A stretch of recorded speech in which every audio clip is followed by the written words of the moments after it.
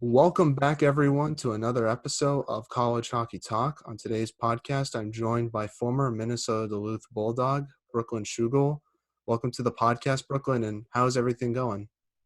Thanks for having me. Everything's going well. Just, you know, trying to adjust to the real world now that I don't play hockey anymore. So that's been something new, much different than what I'm used to, but we're making it work.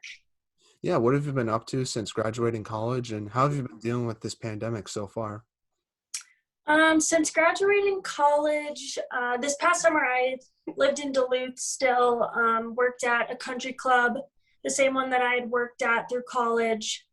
And then in September, I packed up and moved out to Colorado, which I've loved so far. Ended up landing my dream job, which was super great. Meeting tons of cool people, getting into skiing a little bit, enjoying all the hiking and all the other fun outdoor stuff there is to do down here. Well, that's good, and congratulations on the new job. And how's Thank Colorado, you. and isn't it an adjustment to get used to the altitude? Because I've never been there before.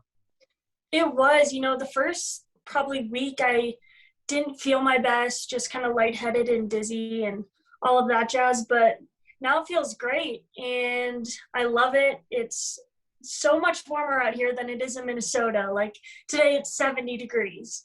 And I know back home it's been pretty brutal lately. Yeah, that's crazy. I thought Colorado would, to me, it seemed like a kind of a colder place to live just because of the mountains and all the avalanches you see on the news. But I never thought it would get that warm, especially in February. I had no idea. I had no idea. I am pleasantly surprised, that's for sure. I also thought that it was going to be more similar to a Minnesota climate, but it has shown me that it's not, and I love it. That's good to hear. And is it crazy to know that it's been a year since coronavirus started and just how everyone's lives have changed so much since a year ago today, basically? Oh, I can't even wrap my mind around it. It feels like just yesterday, but then it also feels like it's been going on for so long. Yeah, it's crazy to think about, like March 12th, of a day that to me will always live on because that's when they announced that school was going to be canceled for 2 weeks, and then it turned out to be more than 2 weeks, and now we're doing everything online. So that's been the craziest part to me. I know it's been wild. It has been wild, and we're making do. I think everybody else is getting used to it now, and I mean, we hope it's over soon, but nothing we can really do to control it besides, you know, following the rules and trying to stay positive about it. Definitely. Now, I want to start off this podcast by talking about the beginning of your hockey career. You're from New Ulm, Minnesota. How did you start playing hockey and falling in love with the sport? So my older brother played for a little while, and I remember we just went to open hockey one day and to learn how to skate, basically.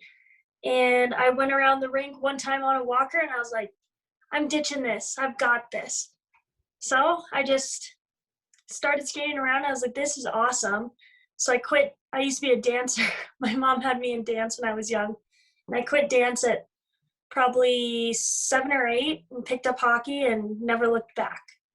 Yeah, and who was your favorite player growing up, and what part of their game did you admire the most? Growing up, I was a big Sidney Crosby fan. Big Sidney Crosby fan. Still am. He's a great player. The part of the game I admired the most, I'd have to say scoring goals is pretty fun, but just the people I met along the way. Throughout all of my teams, I've always come out of it with a whole team of best friends. So I think that was the part I loved most, was just how much of a team sport it really is, and you know, just being with your best friends and enjoying the grind together, celebrating together, thinking about what you could have done differently during losses. And yeah, just the team aspect of it really is what stuck with me. Yeah, and since Sidney Crosby was your favorite player, have you ever tried any of his moves that he's attempted in the NHL? I know recently he attempted the Michigan. I don't know if you saw that online. Have I you ever did tried see any of that that? probably on Twitter or something. I don't know. Maybe I joked around with it in practice one time, but I don't know that I was ever brave enough to try to pull it off during a game.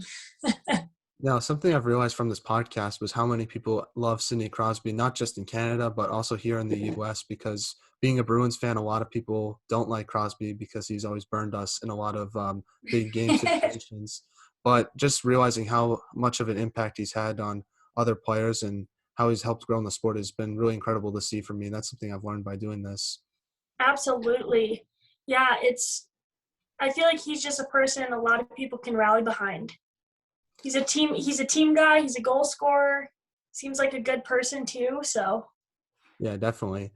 Now, before Duluth, you played for your high school in New Ulm, where you led the team in goals your junior and senior year. Talk about your experience at that school and what did you take away from it overall? playing at New Ulm was super fun. I it was great to be like have such a big role on a team and just take that and try to teach others and try to grow the game in New Ulm because girls hockey isn't super big there. I think it's growing, but just realizing that I could be a leader and help grow the game in southern Minnesota was so awesome. And it was just fun, like getting to play high school hockey with the people I grew up with. I could have gone to Shattuck, that was pretty close to home and what have you, but I was pretty set on I'm gonna work my butt off and I'm gonna make this work by living at home and going to high school in New Ulm. But yeah, it was so fun playing with the people I grew up with. I can't imagine doing it any other way. Yeah, definitely. And Minnesota high school hockey is pretty big down in Minnesota. It's obviously known as the state of hockey for that reason. I've seen the Yeah. clips on YouTube on the XL Center, how you guys sell it out for a high school hockey game. What's it like being a player in that atmosphere and setting and playing in a state where hockey is everything? Oh, the state tournament is awesome. It's every kid's dream when you grow up in Minnesota is to play in the state tournament. It was always a blast just to having the whole team or whole town and whole team rally behind you and have everybody you love come to that first game at the X and whatever games you make it to after that was just it was so fun and it never gets old. My team, we made it, I don't know, probably four or five times when I was in high school, and every time it was just as special. Yeah, and how do you describe the Minnesota high school hockey scene for people that aren't from Minnesota like myself? Because I'm from the East Coast and it's just a bit different. And looking at it from an outsider's perspective, it seems pretty crazy of how much high school hockey is big in Minnesota and all over the state as well. Yeah, it is. It's awesome. It's unlike anything that any other state has. Like, I mean, everybody's so into it and gets so hyped up over the state tournament and the games leading up to it. It is, I don't even know how to describe it, honestly. Just fun. It's fun. And it's a whole culture. Yeah. It's, I don't know, it's just so great. I'm so lucky to have grown up in Minnesota playing Minnesota State high school hockey. It's awesome. Everybody should do it. Yeah, I would agree, and hopefully it can grow in other states where that's the similar situations, like in Massachusetts, Indiana, just other states I'm rattling off on the top of my head. But that would be pretty cool, and it's cool that you got to have that experience. And playing for New Ulm, how did you develop as a hockey player? Talk about the development that you had because you just said that you had the opportunity to go to Shattuck St. Mary's. How did New Ulm help your development as a hockey player and get you where you are today, being a Division I athlete? I think it just really instilled in me that hard work is everything and dedication. Um, we weren't the best league, we weren't the best team, but luckily I got in with some good people in the cities and was on a really awesome summer team that gave me a lot of the opportunity I had.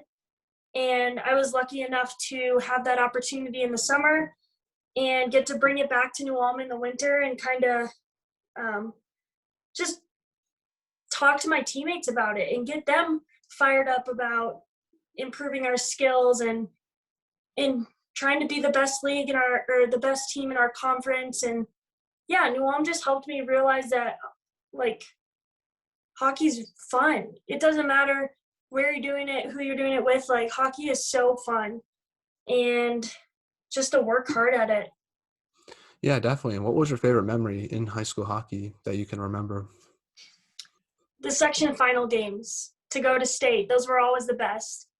We were typically in the section championship, um, and those were just so fun.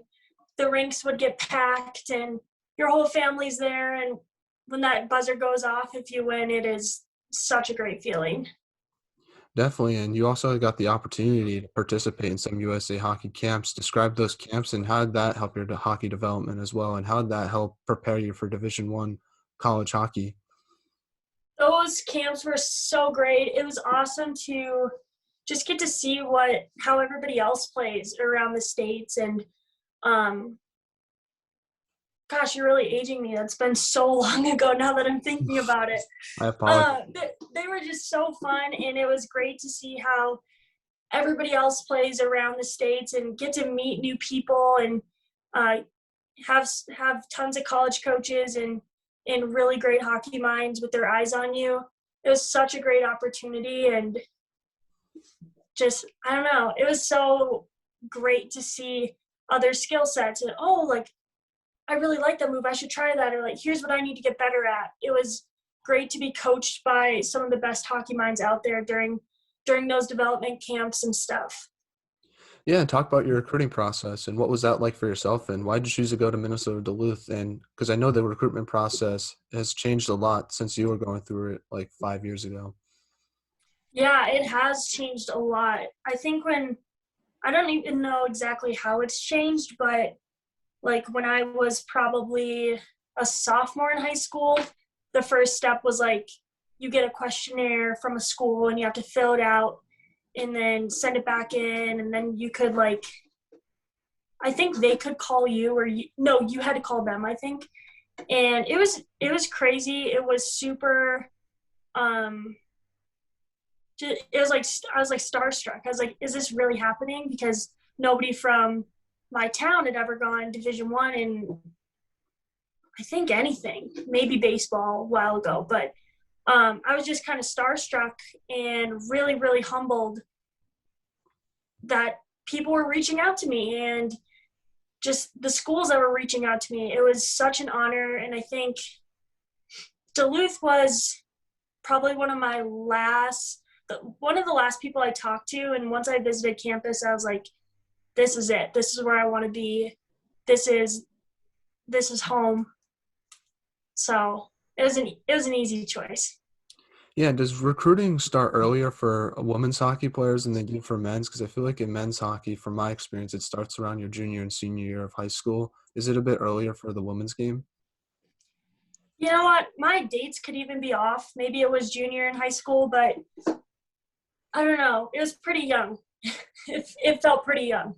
I had no idea what I wanted to do with my life. I didn't know even that this was a possibility like a couple of years before that. And then it just all hit me that my dreams are coming true, and this is happening. And you better figure out what you want because it's all right here in front of you. Yeah, making a big decision at that young of an age. Did you feel any pressure when you went through that recruiting process? Because I think a lot of people don't talk about the mental aspect of going through it, especially at that young of an age, because it's a pretty big decision because you're choosing somewhere you're going to go for the next 4 years of your life, not just academically, but hockey-wise as well. Yeah, it was a bit stressful at times, but all of the coaches are so understanding about like, your age and just everything you're going through at that time. So they made it super easy and fun, and like the coaches just get it. Like they do this day in and day out. They understand what a stressful process it is. So they were super helpful. And also my parents were just the best people I could have had on my side, coaching me through it and just telling me that I just need to be happy where I am, because you take hockey out of the equation, are you still going to be happy there? And that was just such a great piece of advice that my parents gave me during it. And that really helped me kind of sort out what I wanted out of school. Yeah, and what was the biggest adjustment you had to make to your game in college hockey? Was it the speed or mental aspect of the game, making quicker decisions? And you're also going against players that were 4 or 5 years older than you were when you were a freshman. Yeah, the biggest change I think was the pace. The pace of women's college hockey is next level. It's so fast. In that, I mean, that's strength and size speed, and that's also just like thinking speed. Your decisions have to be made like in the like blink of an eye. Otherwise someone's on you. So yeah, I think just speed in general was the biggest adjustment, and just how much more serious it is. It's every game matters. Every single game matters. Every practice, every like weight room session, every time you go in to do extra work, like it all matters and it all pays off. So I think that too, just how much more serious it is. Yeah, definitely. And in your first year with the Bulldogs, you and your team had a lot of success. In the WCHA playoffs, you beat St. Cloud State and then the Minnesota Gophers to help clinch your first national tournament appearance. Talk about your first WCHA playoff experience and what was it like winning those games and heading into your first national tournament experience? Well, it was awesome. The just the games in the playoffs are always nail biters. They can always go either way.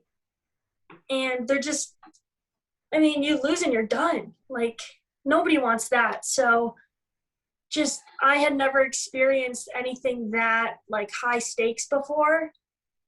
And once we pulled it off and made it to the NCAAs, it was like, okay, we're not done yet. Let's keep going.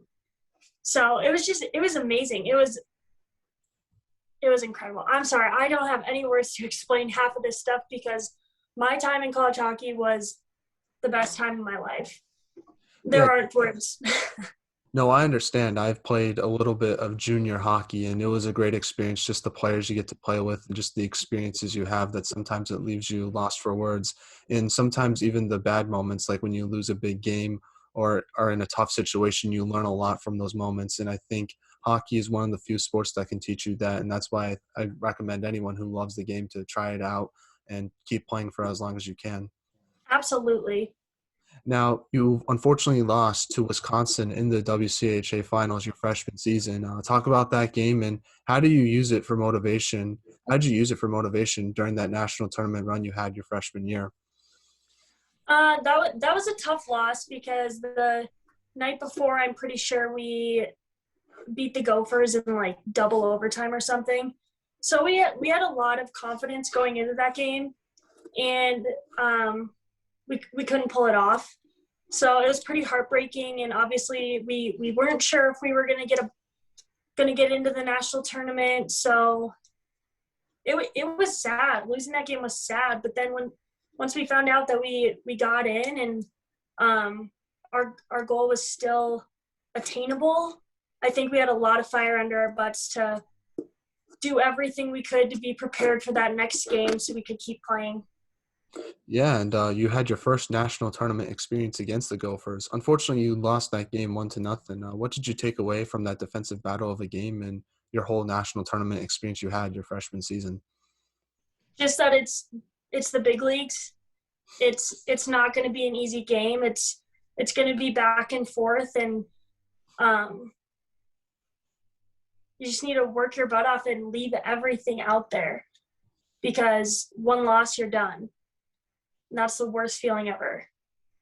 Definitely. So Talk about the play of your goalie that game. That was incredible from my experience of watching that because it felt like no goalie in that game wanted to give up that goal because whoever scored that first goal, you kind of knew they were going to win that game. yeah, well, Maddie Rooney is an animal. She's the best goaltender I've ever played with or against. I mean, against being in like smaller games. She's literally a different breed. She's incredible. Um, yeah, there. I think anybody who scores on Maddie is considers themselves pretty lucky because not many get past her. Definitely, definitely, and especially going against against her in practice, that really helps you out a lot because if you can find ways to beat her, you're definitely going to beat a lot of other goalies in the WCHA. Yeah, for sure. I mean, not many even get past her in practice, but if you do, you got to sell you a little bit, you know? Definitely, and I think whenever you beat a good goalie, I think of that Herb Brooks quote in the movie Miracle, where it's like, "Keep the puck because there's not many that can go by." Yes. Talking about that Soviet Union goalie that was. Yes, that's so true. Now, your sophomore season, you had to medical redshirt. What did you do during that year, and how hard was it not to play that season? That year was really, really hard physically and mentally. Just, it was a lot of rehab. It was a lot of time in the gym. It was a lot of time alone. And a lot of time just watching my teammates have fun out there while I'm on the sidelines just trying to keep a smile on my face to be a good teammate. But yeah, that was a super hard year. A lot of hard work got put in just to try to get back out there the next year or as soon as I could. But yeah, it was a really hard year. Yeah, what challenges did you face in returning your junior season, and was there any rust that you experienced when you came back finally? Lots of rust. Lots of rust. The speed, especially since I suffered a lower body injury, it's hard to build up that muscle that you've been building for 20 years and then you lose it because of surgery. So trying to build back up my leg strength and leg endurance and just overall skating endurance, because you can do all the off ice training you want, but it's not the same when you step on the ice and are trying to keep up with the best players in the league. So there's a lot of rust. Yeah, how'd you get over that rust? Because coming back, I feel like you're one of the most underrated players from that Duluth team last year because you were so good defensively and you brought a lot of leadership to that team as well. How did you get that rust off quickly and go back to your normal self and play at an effective level? I just had fun with it, sitting out that year and then um, a little bit more my junior season from another injury. I was just like, let's have fun. I'm so lucky that I am playing college hockey for a great team, for great coaches, with great players. I'm just going to have fun with it. And I made it back from an injury. I get to skate again alongside my best friends. Let's just work hard and have fun and do my best. I didn't have a ton of expectation for myself. I just kind of tried to work my tail off and make a name for myself and my team and just do what I could. Not much else you can control. Yeah, definitely. And you were talking about the mental challenges you had to go through during that injury. How hard was that, and how did you try to get through that part mentally as well? Because that's something people don't consider when a player gets injured is the mental aspect of coming back to return to play to hockey.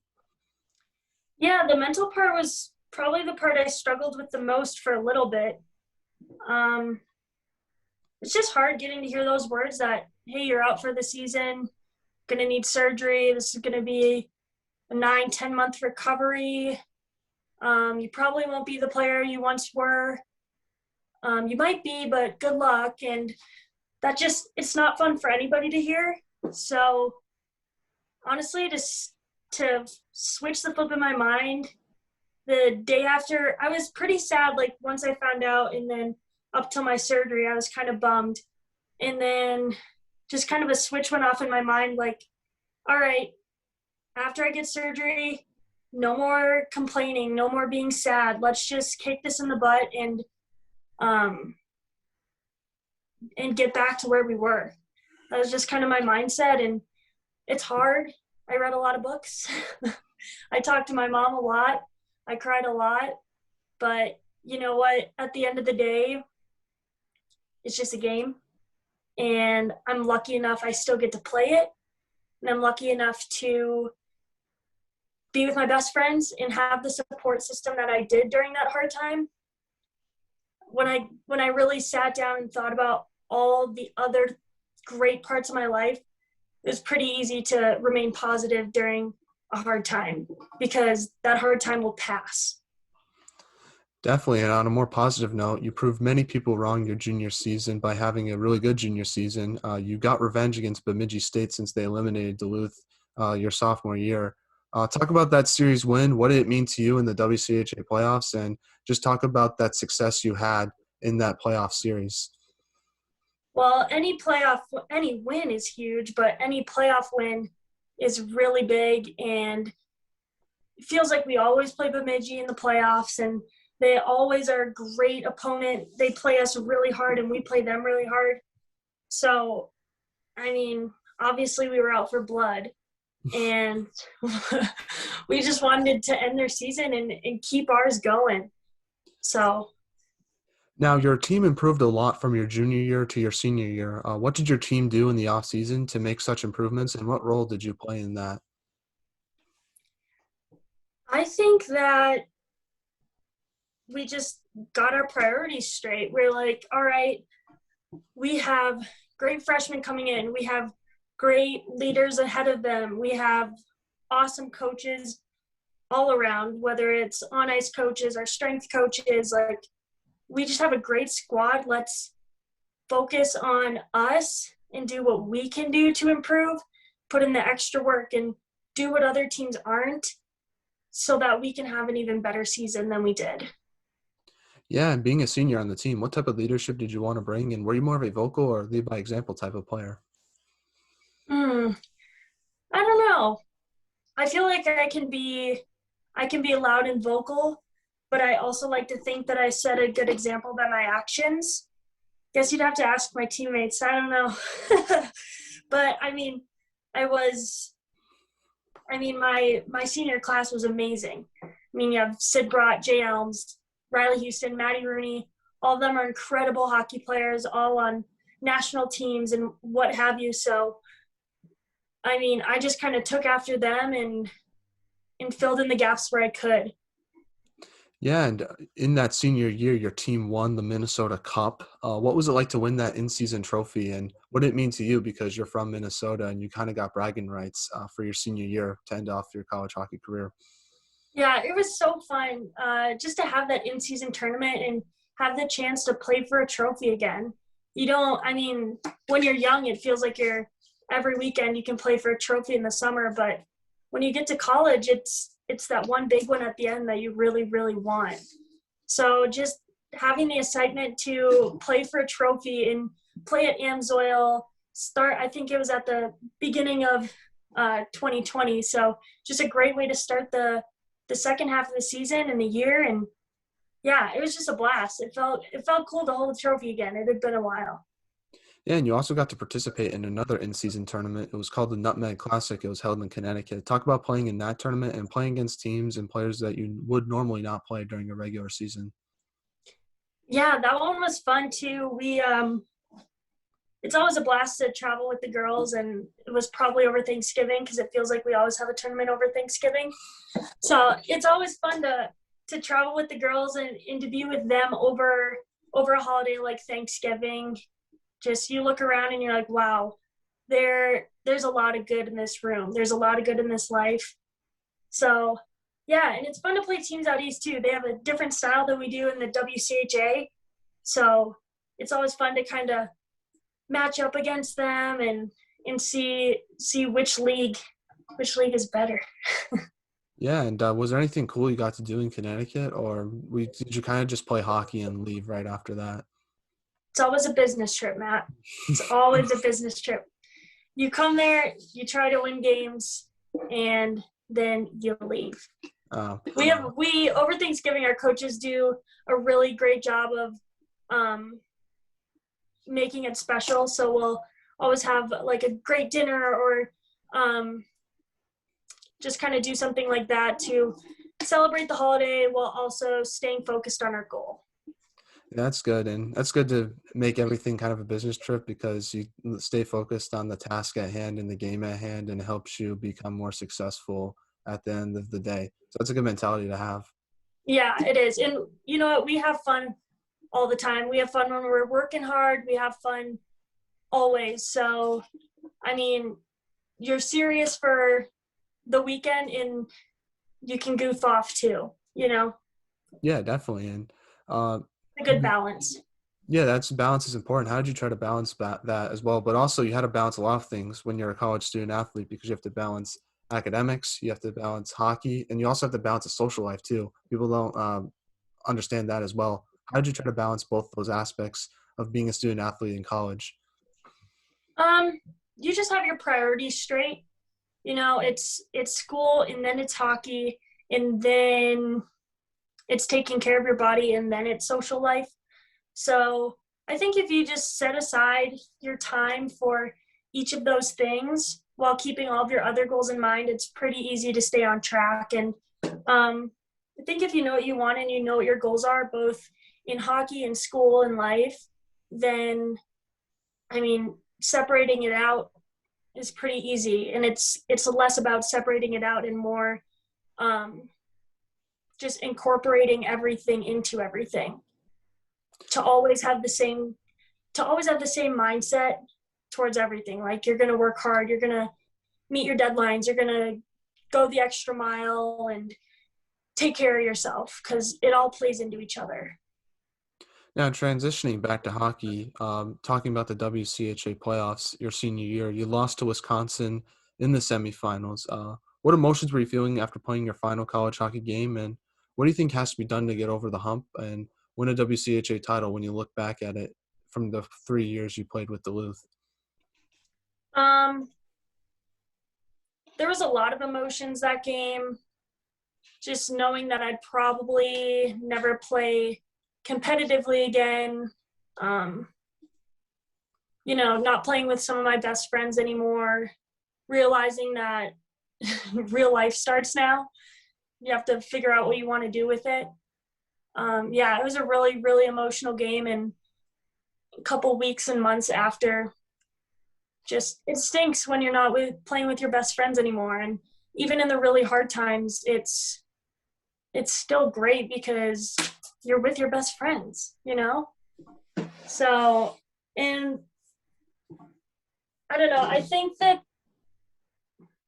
our coaches do such a great job of preparing us for every game. Um, I just think some days you don't get the bounces or, you know, you can't really make excuses for it. It's just some days you have it, some days you don't. And consistency is key. And I think that's something we always kind of focused on because that was always something we kind of struggled with, to be honest.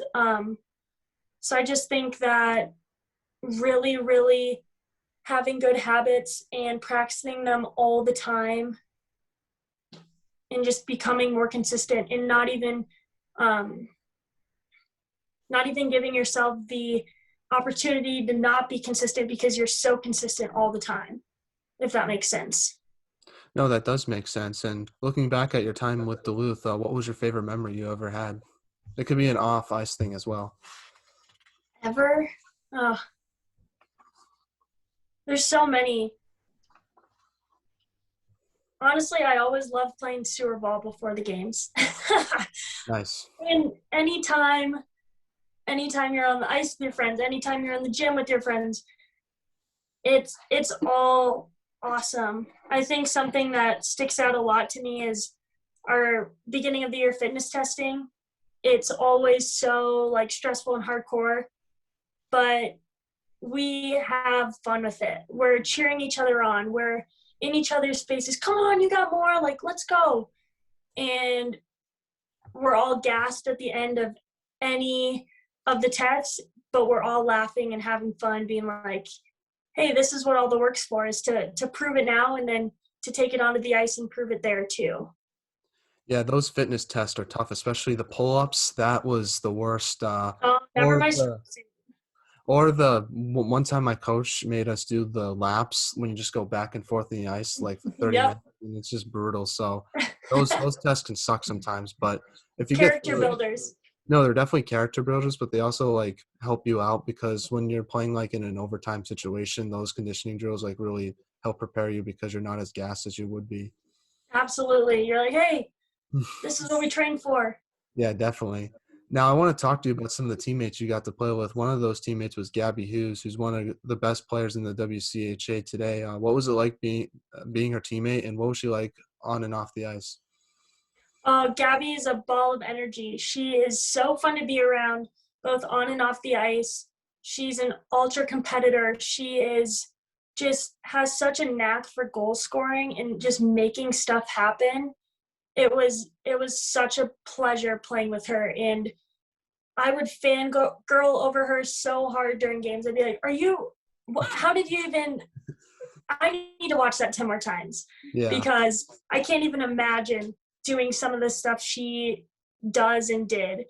So she's a awesome, awesome, awesome hockey player, and even better person.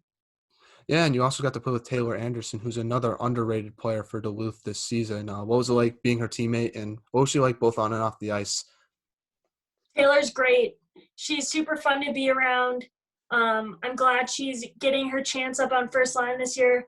I think she really complements Kleiner and Gabby and moves the puck well, has an awesome shot. She has such a great shot. So I'm glad she's getting a chance to kind of prove herself and hopefully nail in that position. But yeah, just a great person to be around, super funny. Just you can always count on Taylor for a good laugh. And you also got to play with Ashton Bell, who's been a great leader for Duluth throughout her time in college, and she's also one of the best defensemen in hockey as well. What was it like to be her teammate, and just talk about the skills she had on the ice as well? Ashton's incredible. She is so strong, both mentally and physically on the ice. Her leadership skills are off the charts. She's not a big talker, but you watch her and you will want to do exactly what she's doing. She is a great friend. She's a great teammate. She works her butt off at everything she does, whether it's school, hockey, extra time in the weight room. She doesn't like let herself slip. She is incredible. She's so great. And watching her transition from forward to defense, I think it was maybe last year, 2 years ago, was something awesome. You don't see a lot of people who at the college level can switch from forward, something they've played like their whole life, to defense and still crush it. Like that just says everything about Ashton. You give her a task and she's going to do it, and she's going to do it really, really well. Yeah, and she transitioned so seamlessly too. It felt like she played defense throughout her entire college career. It felt Right? like her second game. And that's something you don't see. It usually takes players like a few games to kind of like adjust to that new position. So that's something that impressed me as well. Oh, yeah. She's incredible. Now, the last teammate I want to ask you about was you got to play with Sydney Brott. She was obviously your captain for 3 years, and we had her on the podcast before. One of the nicest people I've ever met because we had some technical issues before, so we had to re-record a podcast. So I can't say enough about her as a person, but as a hockey player as well. Like, if you just look at the stats and just watch her play, she's so incredible, and I can't wait to see what she accomplishes in her hockey career after Duluth. What was it like being her teammate and being friends with her both on and off the ice as well? Where do I start? Sid's one of my best friends. She's my first friend in college. We roomed together all 4 years and grew closer and closer every year. And she is just inspiring. I mean, just watching her do her day-to-day life and like living with her through it, she is such a perfectionist and takes amazing care of her body, and I think it all shows in her athletic ability on and off the ice. She's always working the hardest out of anyone around her. Nobody will ever outwork her. And I think that's part of what makes her such a great hockey player, is because you might have a little more talent than her, which is few people, but she's going to outwork you every single time.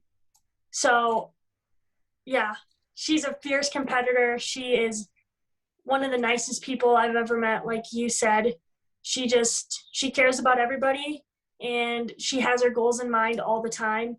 And there's no doubt she's going to reach every single one of her goals that she's set out for herself. Definitely, and I wish her all the best because I know she's probably listening to this. But back to yourself, what was your favorite road arena you ever played in college? Mm, that's hard. I mean, it's always fun playing at the U because we get quite a few fans there since so many of our people are from the cities or from Minnesota. So that's always a blast playing there. Um, Trying to think. North Dakota is just an unreal rink, but we only played there 1 year. That's But I'd have to say the U. The U's fun to play at. I've never been to any of the stadiums in the WCHA. Everyone tells me LeBron's really cool just because the fans there are absolutely insane.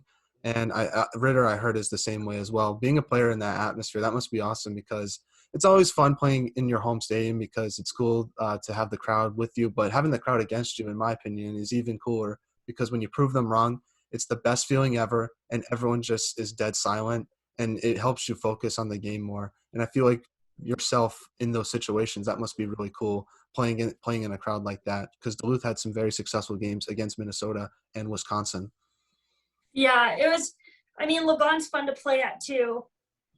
I mean, they pack the stadium and they have like a traveling group that follows them everywhere and they lead chants and everything. So, I mean, it's a blast, and it's a blast when you do kind of shut them up and you kind of put them back on their heels and they don't have anything to say. That's an awesome feeling.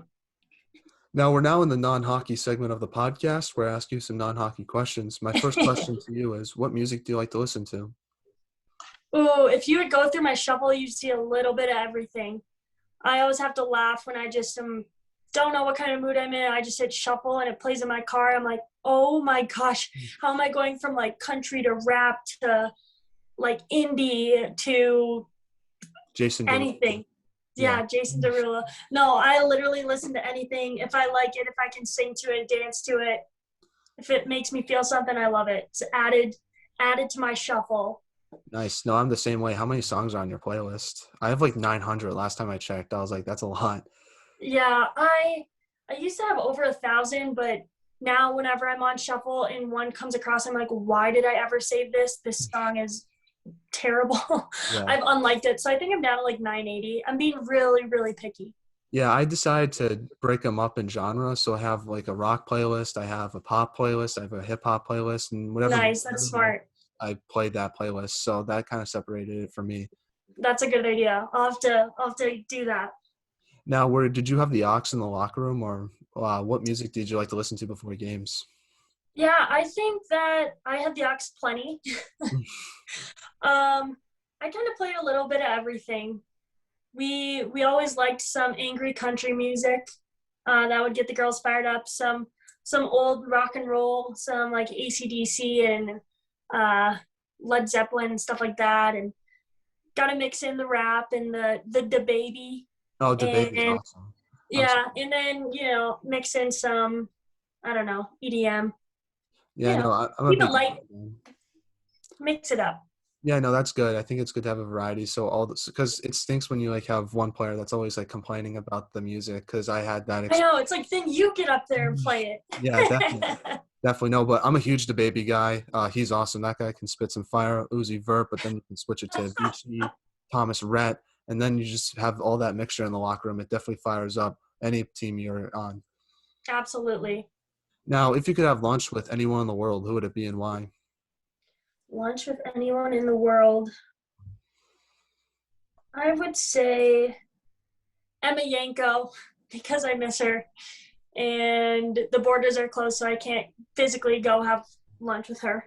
Oh, nice. So I would want to have lunch with my best friend Emma Yanko. Nice. I'll probably choose Tom Brady would be cool just because he's proven a lot of people wrong. But I'm gonna switch it up a bit. I'm gonna do the Yukon hockey team. They've been fun to watch. They're really Okay. funny, and it'll be cool to meet them in person. So that's For what. sure. Now, back what I was going through some of the old podcasts I've done with some of the Duluth players, and one story that popped up that I was interested in, I wanted to ask you was you guys went on a camping trip like one off season, and you had an encounter with a bear. Uh, do you remember that story and just talk a little bit about your experience from that? Knowing me, I was probably asleep by then. But I do remember going for a camping trip. I think it was last fall or like the beginning of last fall. and it was so fun. Our coaches planned it. Yeah, we all set up tents by the water and played cribbage, and we played like cornhole and just everything you could think of. It was such a great weekend. I fell asleep pretty early because I was cold, and I have a hard time staying up super late. So the bear encounter, I'm glad I was asleep for it. I probably would have been super, super scared. You won't be sleeping and that night. and jumped in bed with coach probably. So I think it's for the best that I was asleep during that. Yeah, I've never been camping before, just because I'm Never?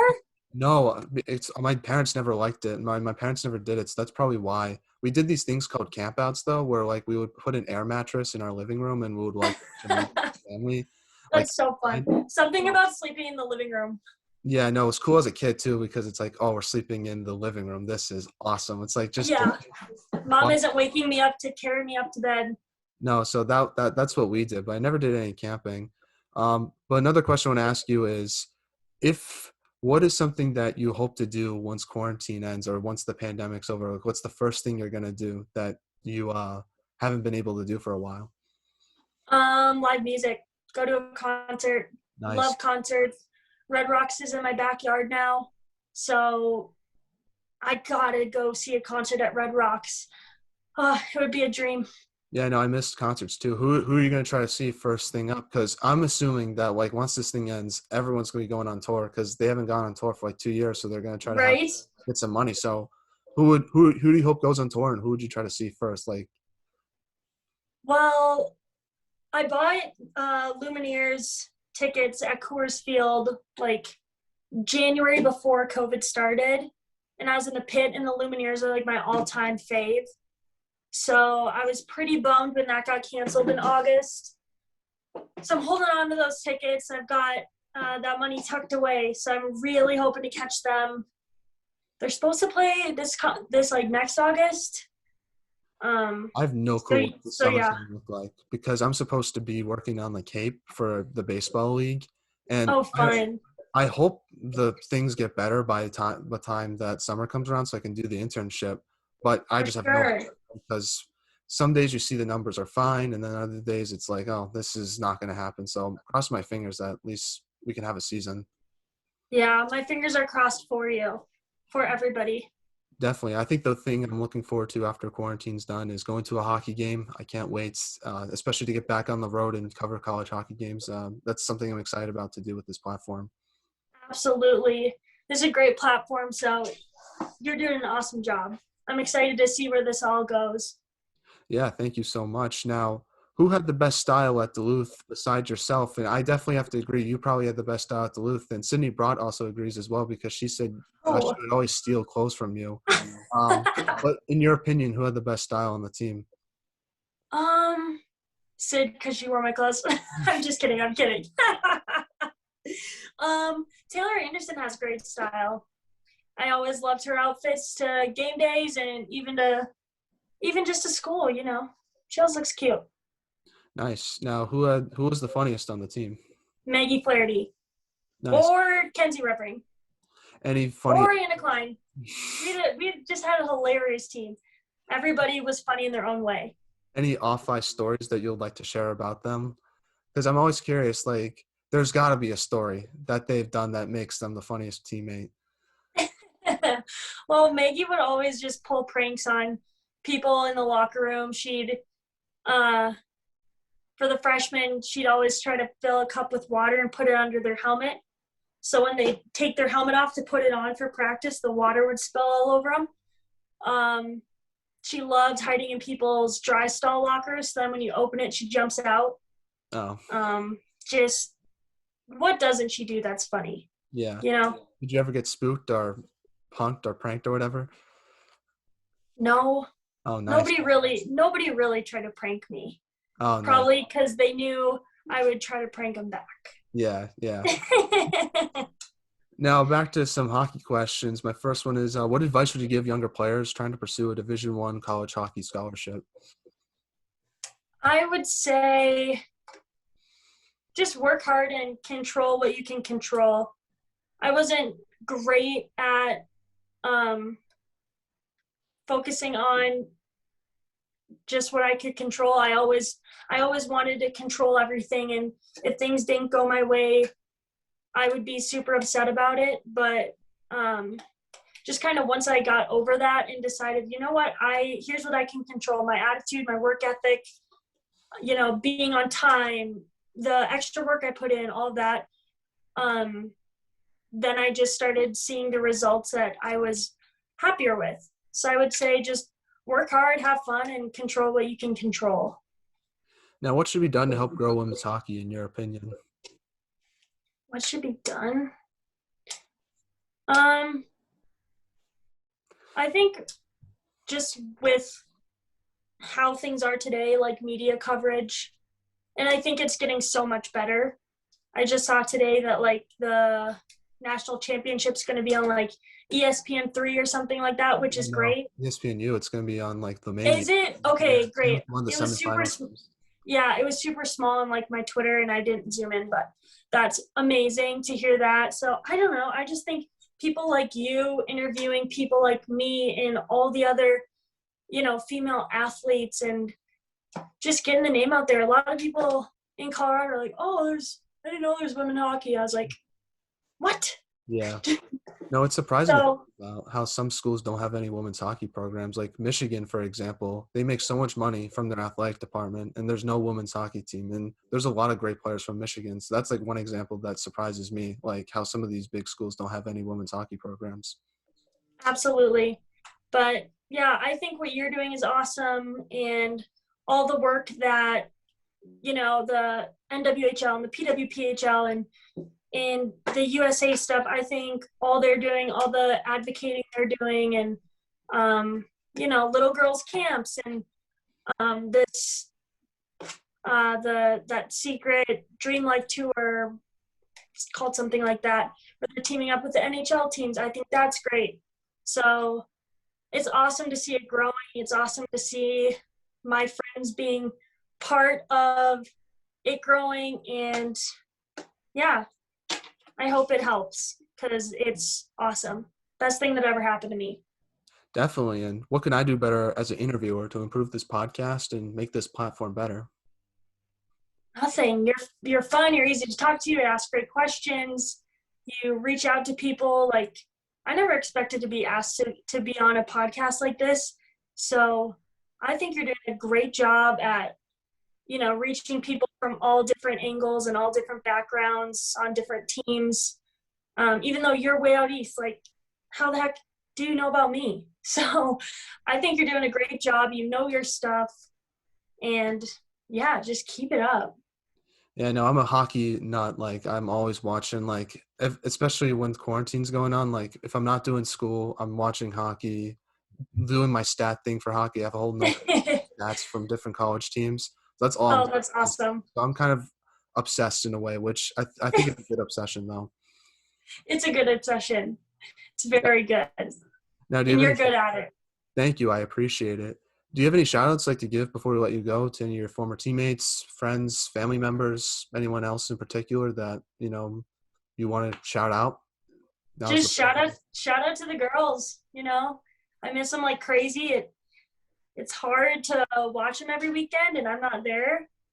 But I think I'm going to go to a game this Saturday. I'm going back to Minnesota for the weekend. So I'm going to try to make the Saturday game, senior night game. I'm really, really excited.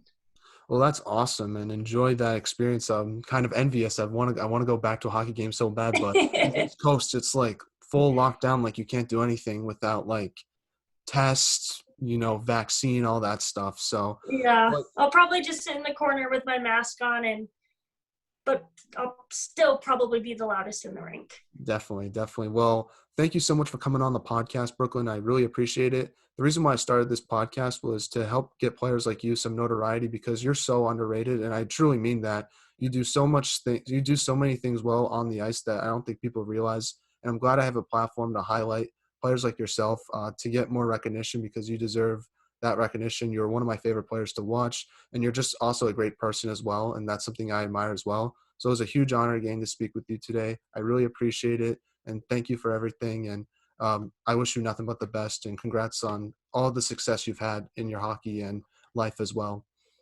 Well, thank you so much, Matt. I appreciate you, and other players like me appreciate you too. So keep up the great work. It was great talking to you. Hope we can talk again sometime. And stay safe. Good luck in school. Hope you can get to a hockey game sometime soon. Well, I appreciate that, and we'll definitely have you back on as soon as I can. So take care, stay safe, and I'll talk to you later. Have a good one. Thanks, Matt. Bye.